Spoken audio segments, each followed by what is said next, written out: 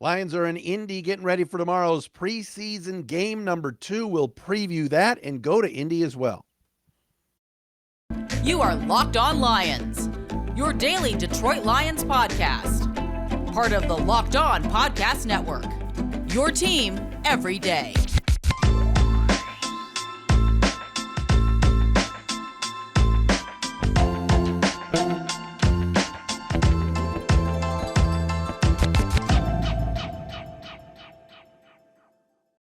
What's happening, everybody? Locked On Lions, Locked On Podcast Network. Matt Dery with you on a Friday edition, August 19th into Saturday, August 20th. Tomorrow, game 2 of the preseason, as the Lions are in Indianapolis to take on the Colts after 2 joint practices with that team Wednesday and Thursday. They'll play a football game tomorrow. Tickets for as low as $3 tomorrow. Seriously, you go on like Vivid Seats or SeatGeek, excuse me, or any of these sites, you could drive 4.5, 5 hours, depending on where you're coming from. 5.5 if you live on the east side. Shout out Macomb County. And you could drive down and see the Lions for like $3 for tomorrow.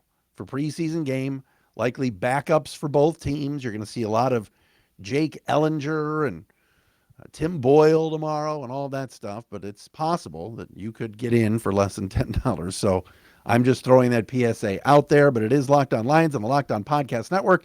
Thanks for making us your first listen on this Friday. We are brought to you by our friends at Elias. Their app lets you access team and player stats, head-to-head team comparisons. Give yourself the edge this NFL season. Find Elias Game Plan in the App Store or Play Store today. Follow me on Twitter at Dery Speaks, D-E-R-Y Speaks, at Locked On Lions on Twitter. Also the Matt Dery Facebook fan page. And yes, the Locked On Lions YouTube channel. Please subscribe. Check us out video-wise each and every day. Jake Arthur, the co-host, one of the co-hosts of the Locked On Colts podcast from his vehicle, will be chiming in with us momentarily to give us his synopsis of the last 2 days in Indianapolis. Also, I want to do a little bit of a preview on what I'm going to be watching and looking for tomorrow in this preseason game with no starters playing. And also, I want to start with this. Jeffrey Okudah. Can I just do a little rant about Jeff Okudah's media coverage? I don't know if Jeff Okudah is going to be any good.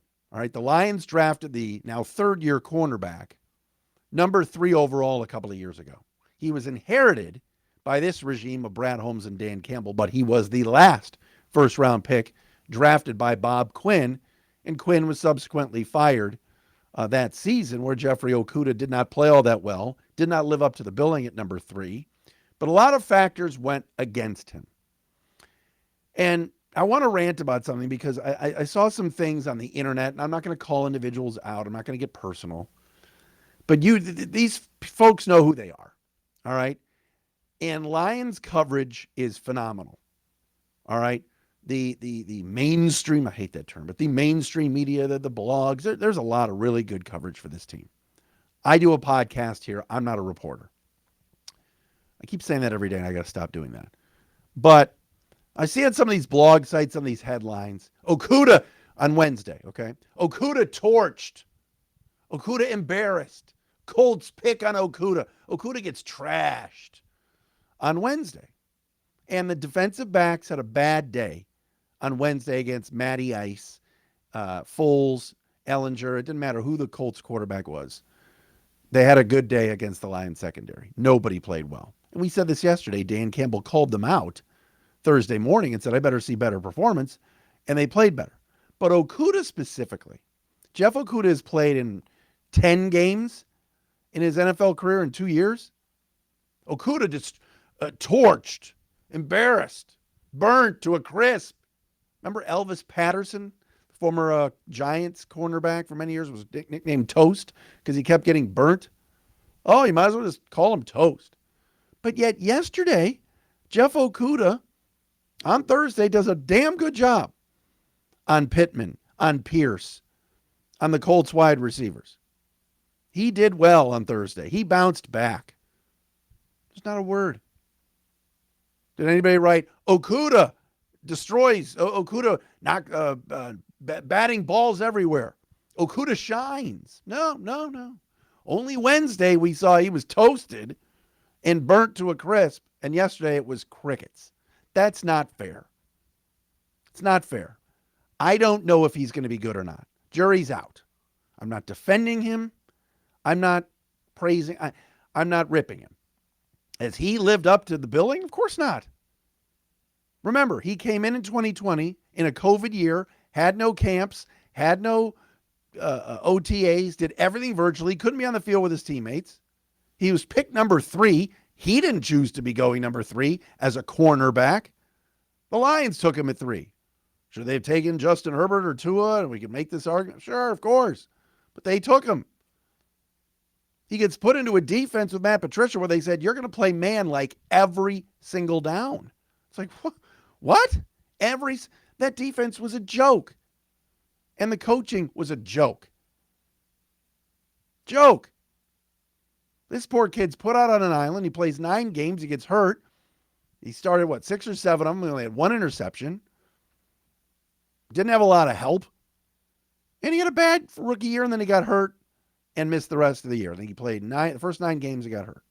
Then last year he comes in. He's excited. He's looking good. Aaron Glenn, Aubrey Pleasant. There was the opener where Pleasant got in his face a little bit. He made a mistake. He kind of jawed back and forth with the DB's coach. Everybody saw it on Fox. It was not the greatest, maneuver, but whatever. And then he tears his Achilles. He's done for the year in the first game. Done. Played 1 game out of 17. Now here in year 3, again, the Lions are saying he's doing pretty well. Early on it was, will he win the spot with Will Harris? That was concerning. But man, when this guy has a good day, can we say he has a good day? It's not fair. That's a tough position to put a cornerback in. A lot of these cornerbacks need 2-3 years to really get some seasoning in this league before they do anything. That's why a guy like Jerry Jacobs was such a pleasant surprise last year. Could I see this year being a bit of a sophomore jinx, and once he gets healthy, he's not as good? It's possible. It takes some time. But I think the coverage needs to be fair. If Jeff Okuda, I don't think he's going to play Saturday. I don't think he's going to play the rest of the preseason, but maybe he will. I don't know. He's not a definite starter right now. But let's cover him fairly. My gosh, the guy did well yesterday. All indications, he bounced back. Not a word. I mean, the articles, yes, but these headlines, oh my gosh, I hear he got torched. Okay, but when he plays well, say that too. I only think that's fair. I want to tell you about our friends with Dave. If you're living paycheck to paycheck or struggling to make ends meet, it can be really stressful when unexpected expenses come up, right? Car, fender bender, something happens at the house, you got to get fixed. Well, Dave can help you get out of a pinch when you really need it. Dave is the banking app that can help you get up to $500 instantly with extra cash. That's more money to fill your tank, buy a wedding gift, or catch up on bills. You can finally tackle those expenses that have been stressing you out without any hangups. There's no interest, no credit check needed. Millions of people have already downloaded the Dave app to get the financial relief that they need with extra cash. It really, really is good, and it's helpful. All right? So download the Dave app from the App Store right now. That's D-A-V-E, Dave, like the name. Sign up for an extra cash account and get up to $500 instantly. For terms and conditions, go to dave.com/legal. Instant transfer fees apply. Banking provided by Evolve. Member FDIC. Future you will thank you. All right, what are we going to be watching tomorrow in preseason game number 2? What's the biggest thing? I'm looking for one thing, all right? I'm of the belief that if the season were to start today against Philly, if today was September 11th, the Lions would start on defense with 4 down linemen, 2 linebackers, and 5 defensive backs. That's how I think the Lions would line up. And I think the 2 linebackers would be Alex Anzalone, because he is, the Gaines Media poster boy and Dan Campbell favorite, and Malcolm Rodriguez. I truly believe that the 6th-round pick from Oklahoma State would start today. Now, Malcolm Rodriguez could play poorly on Saturday. Malcolm Rodriguez could have a bad week of camp next week or practice. It's possible. But right now, he's the guy. I don't know if that's because he's been so good He's been good. Don't get me wrong. But has he been so good, or have the other linebackers struggled? Remember, this team went out and signed Chris Board from the Ravens, more of a special teamer, but I think they liked him and wanted to give him an opportunity. They've got Anthony Pittman, Sean Dion Hamilton, Anzalone, Jared Davis, Josh Woods. Right? They've got a lot of linebackers. It's almost like the Lions and Brad Holmes said, let's take a group of guys, throw them up against the wall, and see if they stick. James Houston is another one. All right. There's a lot that they've thrown up against the wall. And everything they've thrown up against the wall here in August, the one that not only is sticking, but you can't take him off the wall, he's stuck to the wall, is Rodrigo, number 44. He's balling. And I want to watch on Saturday is tomorrow, who of that group, Derek Barnes, Chris Board, Pittman, Dion Hamilton, who's going to make a play? Who's going to tip a ball over the middle and make an interception? Who's going to step in front of a tight end? Who's going to run in that A gap on a 3rd and 1 and bust a running back for a TFL? Who's going to do that of that group? I don't think it's going to be Jared Davis. I've said on this podcast, I don't think he's going to make the team. But what if he plays well? Those guys are all going to get a chance to play. I'm watching the linebackers tomorrow. All right. Jake Arthur, Locked On Colts, is coming up next. Want to get him on. Want to tell you, though, about our friends at BetterHelp. Life will throw you a curveball. We all go through a lot of things. Trust me, I do as well. Who are you talking to? Do you have someone who can help you talk you down, talk you through things? All right? It's important to show up for yourself through it all, right? Well, BetterHelp Online Therapy will assess your needs and can match you with their own licensed professional therapist in less than 48 hours. All right? BetterHelp is cool. You go online, it's easy to navigate, and they'll find you a local therapist. And if there's someone that you don't like, you go to the next one. It's not a crisis line. It's not self-help. It's professional therapy done securely online, available to people worldwide. You can log into your account anytime and send a message to your therapist. You can schedule weekly video or phone sessions. So you don't have to be on camera if you don't want to. Getting therapy every week is as easy as a few clicks on your laptop or phone. All right? It's a great way to invest in yourself. Visit their website and read their testimonials that are posted daily at betterhelp.com/lockedon. In fact, so many people have been using BetterHelp that they're recruiting additional therapists in all 50 states. Special offer for our listeners right here. You get 10% off your first month at betterhelp.com/lockedon. That's 10% off your first month of online therapy at betterhelp.com/lockedon. Please check them out.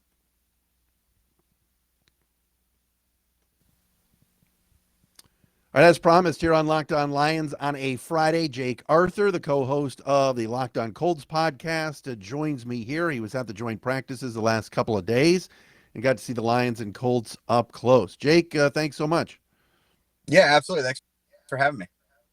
What you walk away from 2 days of joint practices, a little day off here before the game on Saturday. What were your takeaways? What was the first thing top of mind maybe when you're talking to your buddies about what you saw?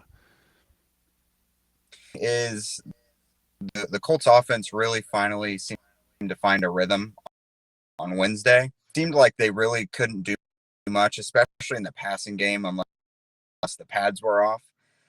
Defense come in with a different scheme. It was good to see the Colts finally do a little since caught up to them on Thursday. They had a lot more success, and it was not quite as but from a Lions perspective also, I really liked what I saw from guys like Swift and Jamal Williams. Both had really good days, especially as pass catchers. Trinity Benson, he caught a bomb on a deep post from Jared Goff.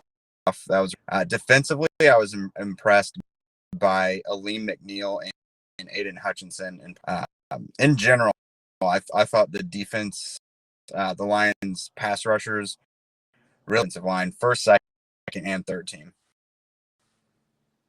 It's interesting, Jake, because on day one, everybody walked away with, oh my gosh, the Lions got crushed. especially in the Yeah. one-on-ones and the DBs. And then yesterday was a bounce back for guys like Okuda, Oruwariye. The Colts didn't have as much success passing the football one-on-ones and even in 11-on-11s. Is that what you kind of see the same thing? Yeah, that's my understanding.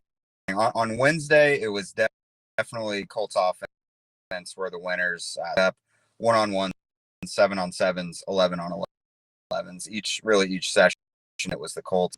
They finally found success in the passing game in the red zone, which they hadn't been able to do throughout camp. Good to see from a Colts perspective.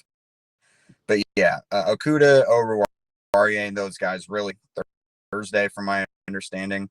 I was mostly watching the Colts defense that day. It wasn't the banner that day that we were used to seeing. It was really the Colts' second team offense sort of movement on Thursday.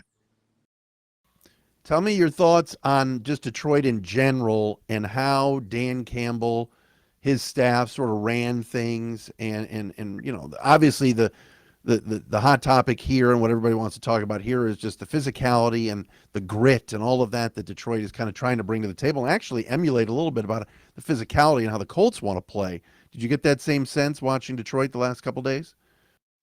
Yeah, very physical team, I thought, especially on Thursday. Responded well to a day where it clearly was lopsided in the Colts' favor. They were physical.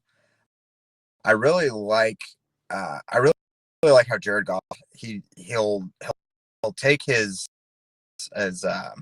dink and dunks. He'll use those some modest gains, but he also isn't afraid to pull the trigger downfield. I really like Goff. I think he fits into that offense well with whatever they were. At least the running backs pretty good. So yeah. Jake Arthur with me from Locked On Colts, co-host of the Locked On Colts podcast, was there the last couple of days. You mentioned yesterday let's go back to one other thing. You mentioned Elias McNeil on the physicality up front. I really was worried going into this week, Jake, about, Colts running game, Nelson and Kelly, Jonathan Taylor, Hines, and the kind of the middle and the meat of that Lions interior D line. But Elias McNeil kind of answered the bell, didn't he? Yeah, absolutely. And it was really refreshing for the Colts' new starting right guard is going to be Danny Pinter. He's kind of a smaller guard, and it's good for him to see someone whose game is just kind of built on power. McNeil really took it to him in the one-on-ones. It was very lopsided there. So, point of view, it's good to see Pinter get that experience against a player like that. But he's not, he's an interior guy, so he's not much of a pass rusher yet, but he's not, but he definitely can win with power. He's someone who I kept in mind, impressed with him for sure. And that the Lions did do a really good job against the Colts run game. Always, what can you expect from a running game? Because they're not really doing a bunch of, but there was, Jonathan Taylor got mobbed a lot. On our show that I expressed concern about the Colts offensive line because of what Detroit was able to do. How about that? Yeah. That's stunning because last week when the Lions played the Falcons in the preseason, I know it's just preseason. We don't want to do an overreaction, but that's what we do because we're on every day. Lions D-line really struggled, setting the edge, and especially guys not named Aiden Hutchinson yet. Like you said, a nice bounce back this week for the team. You mentioned Jared Goff a little bit and what you liked about the Lions offense. What concerned you from the Colts side about what they couldn't stop with Detroit offensively? Swift and Jamal Williams were really able to do just about whatever they wanted as receivers. Route that Swift won over linebacker Bobby Okereke for I think it was David Blau hit Swift just like a few plays earlier during 7-on-7s. The linebackers just didn't seem to be able to pick up what during 11-on-11. Goff was just looking Williams' way a lot, just on dump offs and dirty blanket stuff, just check downs. But to me, it looks like Swift should be a real weapon in dump offs. But designed routes that are set up to pick up after the catch. Receiving wise, and you mentioned the Trinity Benson play. Anything else catch your eye about what the Lions were bringing to the table at wide receiver?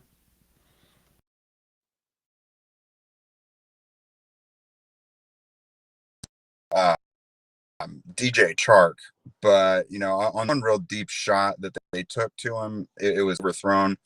But something I noticed was I think Amon-Ra St. Brown is really going to clean up on the intermediate stuff, around the chains. Goff really seemed to look his way a lot over the middle, and it just seems like Amon-Ra is going to be that dependable chain moving type of receiver. I think he's going to catch a lot of balls this year. Jake Arthur with me, locked on Colts, Lions and Colts tomorrow in preseason game number 2. Jake, tell me about, from an Indy perspective, how far along you think they are right now. This is a team that many people, I think, believes can get the job done and win the division. Like I said, the Lions kind of want to, model themselves after what Indy brings to the table with Reich and Ballard. I think they'd love to have that with Holmes and Campbell, but what are your impressions of the Colts right now and how far along they are in their progressions here heading into week 2 of the preseason?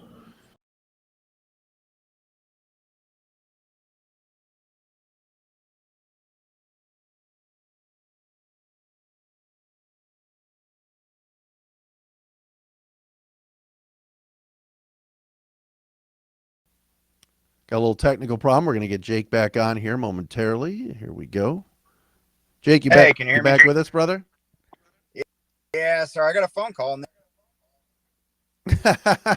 That happens. The beauty of this, as you know, doing this on YouTube and on Restream, is that I'm just going with it, man. This is life. Yeah. This is all good. Did you hear my question? You want me to repeat it or? No, after I described Amon-Ra St. Brown, You were out. No, I just want to know how far along the Colts are right now in their progression heading into week 2. How do you think they're looking? Because, like I said, Dan Campbell and Brad Holmes kind of want to model themselves after Ballard and Reich. Where are the Colts right now in your mind, and are they ready? I think they probably have a decent idea of what their identity passing game. I mean, obviously, everything should run through Jonathan Taylor. First and foremost, know what they can count on in Michael Pittman Jr. He's going to be kind of a do-it-all receiver. I have 90 to 100 balls this year. Matt Ryan really looks his way a lot, but they need to what they can get out of Alec Pierce and Paris Campbell. Paris Campbell, because a few years his roles have changed. Plus, with the quarterbacks you bring in every new year, he's going to fit best with those guys.